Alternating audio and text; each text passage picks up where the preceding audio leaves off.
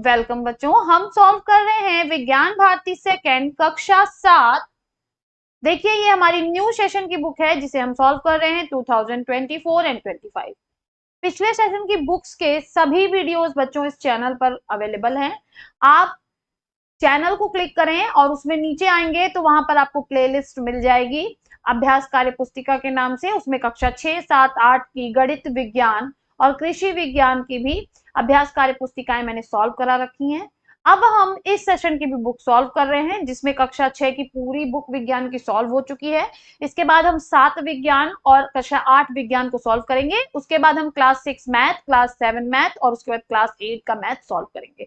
तो series wise पढ़ने के लिए मुझसे जुड़े रहिए बच्चों, और ज्यादा से ज्यादा अपने स्कूल के बच्चों को भी इस वीडियोस को शेयर करिए और बताइए ताकि उनकी भी हेल्प हो सके। चलिए अपना सेशन शुरू करते हैं। हमारी इकाई 1 है मानव विज्ञान एवं प्रौद्योगिकी।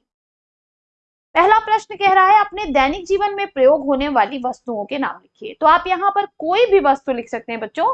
मैंने अपने हिसाब से लिखी है, आप इसको चेंज करके अपने हिसाब से भी लिख सकते हैं। बाल्टी, मग, थाली, गिलास, मोबाइल, टीवी, रेडियो, मेज, कुर्सी, पंखा, कूलर और गैस। नेक्स्ट क्वेश्चन कह रहा है कि निम्नलिखित चित्रों को देखकर यातायात के प्राचीन संसाधनों पर ओल्ड तथा नवीन संसाधनों पर न्यू लिखिए। मतलब जो पुराने संसाधन है उन पे ओल्ड लिखना और जो नवीन है उन पे न्यू। तो देखिए यहाँ पर हवाई जहाज बना है तो ये न्यू संसाधन है यातायात का। कार भी न्यू है, बैलगाड़ी ओल्ड यानी पुरानी है, मोटरसाइकिल न्यू है, साइकिल ओल्ड है, नाव ओल्ड है। ठीक है, तो इस तरह से आप फिलअप कर लेंगे अपनी बुक में। नेक्स्ट हमसे कह रहा है कि पहले जब टेलीफोन और मोबाइल नहीं थे तो लोग एक दूसरे का हाल जानने या संदेश पहुंचाने के लिए क्या उपाय करते थे। तो बच्चों बहुत पुराने जमाने की बात करें तो वहां पर कबूतर और जो संदेशवाहक हैं उनका इस्तेमाल होता था, और बाद में चिट्ठी की व्यवस्था यानी डाक की व्यवस्था हो गई तो डाकिये के द्वारा हम लोग एक दूसरे को संदेश पहुंचाते थे। तो वही हमने यहाँ पे लिखा हुआ है, प्राचीन काल में संदेशवाहक का प्रयोग किया जाता था जैसे कबूतर, और बाद में डाक की व्यवस्था हुई। अब संदेशवाहक कबूतर भी हो सकता था और कोई व्यक्ति भी हो सकता था।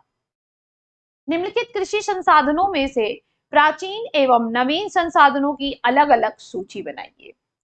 हार्वेस्टर, ढेकुली, रहट, थ्रेशर, ट्रैक्टर, बैलगाड़ी, बैलहल और ट्यूबल। तो इसमें से जो प्राचीन कृषि संसाधन है बच्चों वो हैं बैलहल, ढेकुली, रहट और बैलगाड़ी।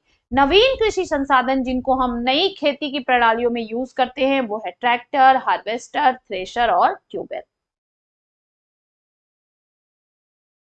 नेक्स्ट हमसे कह रहा है कि निम्नलिखित चित्रों को देखकर विज्ञान और प्रौद्योगिकी के द्वारा यातायात संसाधन में हुए विकास का क्रमबद्ध अंकन कीजिए। यानी हमें बताना है कि इसमें से कौन सी चीज पहले आई और कौन सी चीज बाद में आई। ठीक है, तो यहाँ पर हम देखते हैं कि सबसे पहले क्या हुआ, मनुष्य ने पैदल चलना शुरू किया तो हम इसको नंबर 1 पे रखेंगे।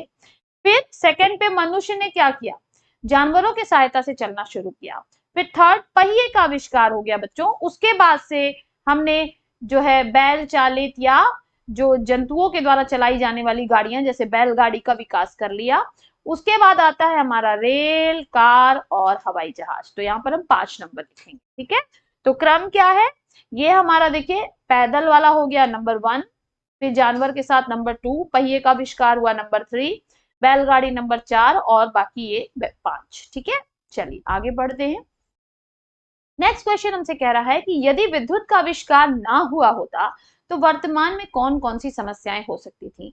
तो बच्चों विद्युत अगर ना हो तो इसकी कल्पना करना ही हमारे लिए बहुत ही डिफिकल्ट है, लेकिन फिर भी चलिए सबसे पहले क्या आता है, सिंचाई संकट। क्योंकि फिर सिंचाई हम जो ट्यूबवेल से कर ले रहे हैं या हम कहीं से पाइप के जरिए पानी कहीं भी पहुंचा दे रहे हैं तो वो नहीं हो पाता। रात्रि में प्रकाश का संकट। तो बच्चों अब तक तो जो हमारे संसाधन है जैसे कोयला, मिट्टी का तेल, ये सबको अवेलेबल नहीं है आज के डेट में मिट्टी का तेल, तो हम कैसे अपने घरों में रोशनी करते। यांत्रिक संकट, मशीनें एक भी डेवलप नहीं हुई होती। विज्ञान से प्रौद्योगिकी तक पहुंचने का संकट, आज हम जो टेक्नोलॉजी यूज कर रहे हैं इसका डेवलपमेंट ही नहीं हुआ होता अगर इलेक्ट्रिसिटी का विकास ना हुआ होता। सुख सुविधाओं में कमी, जैसे बच्चों आज हम गर्मी लगती है कूलर चला लेते हैं, एसी चला लेते हैं, ठंडी में हम हीटर चला लेते हैं, तो ये सब सुख सुविधाएं नहीं होती बच्चों। मोबाइल कंप्यूटर का आविष्कार ना हुआ होता, साथ ही अगर बिजली ही नहीं होती तो मोबाइल और कंप्यूटर क्यों बनते। चिकित्सा में संकट, आज आप देख पा रहे हैं कि जितनी भी हमारी ऑपरेशंस हैं और तमाम जो हमारे टेस्ट हैं वो सब में कहीं ना कहीं इलेक्ट्रिसिटी यूज हो रही है। अगर इलेक्ट्रिसिटी नहीं होती तो हम इन सब चीजों को कैसे करते हैं बच्चों। नेक्स्ट, कृषि के क्षेत्र में विज्ञान के नियमों व सिद्धांतों के प्रयोग से विभिन्न वस्तुओं के उत्पादन में आशातीत वृद्धि हुई। आशातीत का मतलब है बच्चों यहाँ पर बहुत ज्यादा वृद्धि हुई, मतलब बहुत ज्यादा जो है वो चीजें हमने उनको पैदा किया और उनका यूज किया। कृषि के क्षेत्र में विभिन्न क्रांतियों का संबंध किस वस्तु के उत्पादन से है, लिखिए। हरित क्रांति, तो हरित क्रांति किससे जुड़ी हुई थी बच्चों, फसल से, ठीक है, यानी अनाज से, गेहूं चावल इस तरह से। श्वेत क्रांति दुग्ध उत्पादन से जुड़ी हुई है। पीली क्रांति तिलहन या दलहन उत्पादन से जुड़ी हुई है। भूरी क्रांति उर्वरक से जुड़ी हुई यानी जो हम खाद कहते हैं बच्चों। नीली क्रांति मत्स्य यानी मछली के उत्पादन से जुड़ी हुई है। नेक्स्ट कह रहा है नीचे दिए गए वैज्ञानिकों का चित्र पहचानिए और उनके सम्मुख दिए गए स्थानों पर उनके नाम व उनकी उपलब्धि लिखिए। तो बच्चों ये जो पहला चित्र है ये MS स्वामीनाथन जी का चित्र है जो भारत में हरित क्रांति के जनक थे।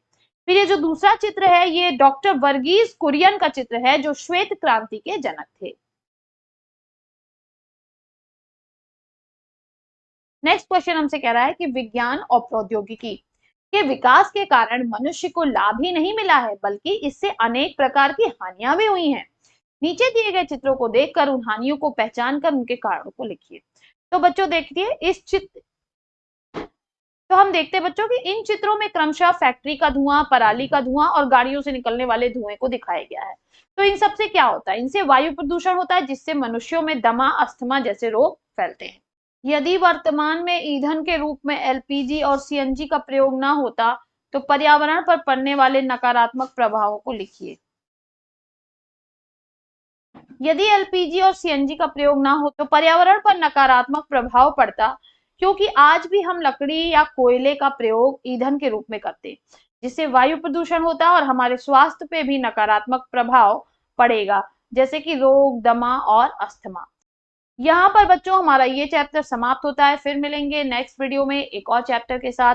तब तक के लिए पढ़ते रहिए, आगे बढ़ते रहिए। बाय बाय बच्चों।